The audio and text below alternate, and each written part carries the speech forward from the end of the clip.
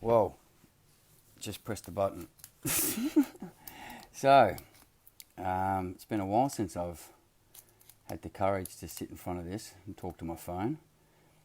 And I can feel those familiar feelings of anxiety and a little bit of electricity shooting up the spine there as I remember I'm now talking to my phone and a bunch of people I hardly know. So, what is this post about? I've recently bumped into a bunch of young men on YouTube. And their catchphrase is seek discomfort, and they have a hashtag yes theory. Now this is a bunch of young men,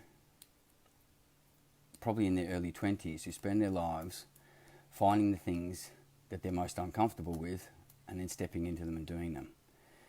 Now, I really appreciate this, and it's put a fire under me to remember exactly who it is and what I teach.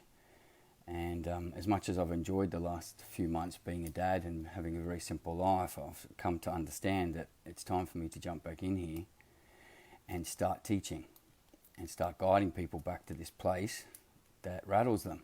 So just as I pushed that live button all of about a minute ago, that literally has got me now with a raised temperature, feeling a little bit embarrassed, like what have I got to say and is it important to anyone out there? I'm training my mind again to remember it doesn't matter, and that my motivation and my attention is pure, and that I'm here to try and help people through the stuff that in my 48 years I've had to tackle and take on. So whether you read what I've written attached to this or you listen to my words right now, what I'm here to tell you is that there's a point in your life where you're going to get uncomfortable. For every single one of us, there are many, many moments where discomfort will have us shaken to the core. It can be fear, it can be sadness, it can be anxiety, it can be depression. These are feelings of discomfort. Now, what we need to understand is those feelings are a message. They're symptoms. They are not diseases, and you don't need to go popping pills to start fixing what is a dilemma of the mind. A self-created prison, self-created torture. And I can say that before anyone jumps up and says, how dare you, because I've been there. I spent many years with doctors telling me I had these things that were diseases, and that they'd likely been passed on from my mother and likely been passed on from her mother before her.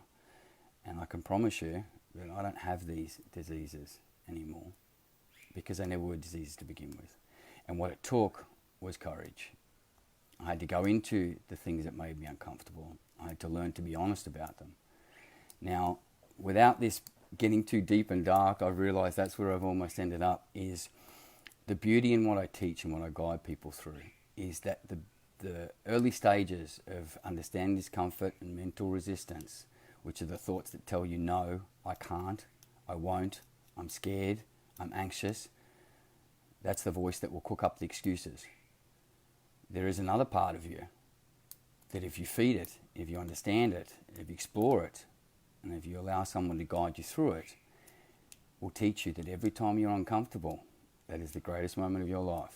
And when you learn to step into that discomfort, when you learn to step into those things that go bump in your night, you start to change. And you change forever. Right now, me jumping on and doing this live is a perfect example of practicing what I preach. I don't like doing these. I'm not comfortable in front of a camera. I am not an ego that waves his stick about.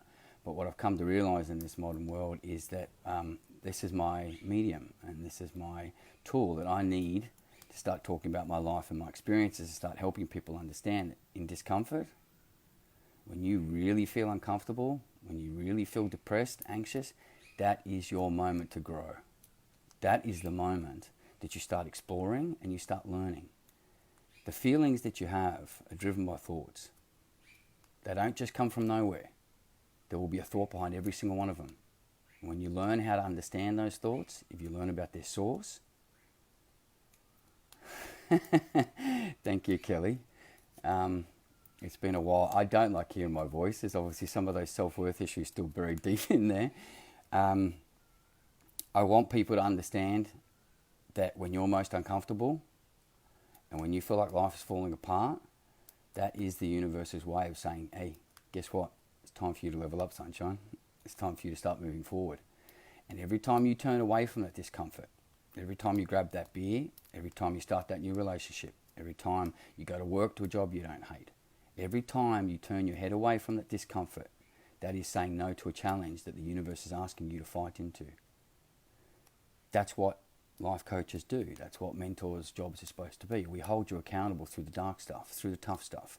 We're not here to talk about love and light, hold your hand and draw love hearts and all that sort of bullshit. We're life coaches. We're the people here who are supposed to support you through the tough stuff. So next time you're feeling uncomfortable, next time you're feeling hopeless, next time you feel like there is nothing and that your potential isn't worth the effort, I'm going to tell you it's wrong. I got 48 years as proof. So I think I'm going to end it there, but I think what I'm going to do is call it at the end of this live. I'm going to post a challenge to myself that I might do 90 days of a live a day, because I don't like doing these. And what do I need to do? I need to do more of them. Otherwise I would be denying and hiding. That's not how we grow. So I'm going to practice what I preach. I'll be back here tomorrow. Whether it'll be a new subject or someone throws something at me to talk about, I'll be back at it. I'm back.